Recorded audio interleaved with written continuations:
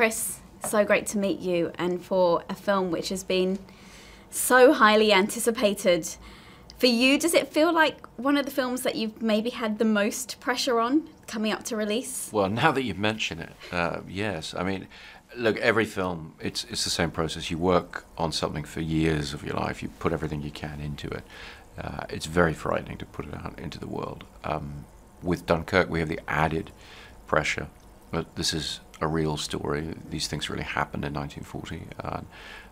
There are still people alive today who were there for it. And one of the most daunting things I've done professionally is, last week we screened the film for veterans, some of whom I had spoken to in preparation for the film.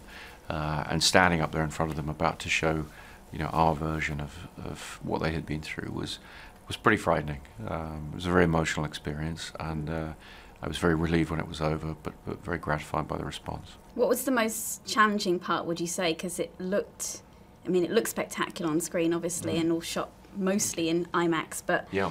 For you, what was the most challenging? Well, I mean, the whole film is shot large format, which was very challenging. It hasn't really been done before.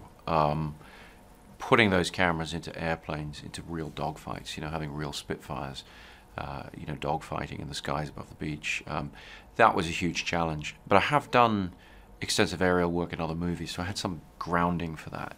What I'd never done before is boats, and Dunkirk is a story involving a lot of water and a lot of boats. And we had what I'm told is the largest marine unit in film history, and that was a huge challenge. But we had a great team of people together. We were able to get some of the real little ships that had come over in 1940 that came back to Dunkirk and recreated their journey for us and for our cameras, and that was just a tremendous privilege and an honor to see that taking place at the real location, on the anniversary. I think we're on the 76th anniversary of the evacuation.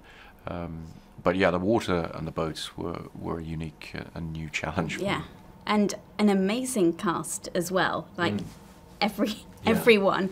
But I know everyone is, well, I mean, a lot of people are focused on Harry. Are you kind of getting tired of talking about Harry Styles now? No, I'm very proud to, it's a great thrill as a director to see potential in somebody who hasn't done something before. And it's really fun when you get to raise some eyebrows with a piece of casting and people are like, well, what's that going to be? When you know in your own heart, it's my job to see this potential. And I knew Harry was going to do a fantastic job. And I've been really excited for people to see him in the film. He does a really remarkable job of projecting truth in a subtle way, and I think he's a fantastic film actor. Oh my God, you didn't think it was Harry Styles from One Direction at all when you're watching, which I think was a great thing. But do you think there are any of the newcomers or any of the other actors in here who maybe aren't getting the recognition that they should get because everyone's so focused on Harry? Well, no, I think the proof of the pudding is in the eating, as they say, and Finn Whitehead and Tom Glencarny and Jack Lowden. I mean, these are incredible actors. They're the stars of tomorrow. And I think it's a terrific ensemble, and there isn't anyone who isn't committed and dedicated to presenting the best version of that ensemble and supporting each other. And it was really fun to watch these, more experienced actors like, Ken Branagh, Mark Rylance, Tom Hardy, Cillian Murphy. Watch them really helping out and teaching, but also learning from these young talents. Dream cast, and it turned out so well. So good luck with it, Chris, because it's great. Thank you. Thank you very much. Lovely to meet you. Nice meeting you. Hi.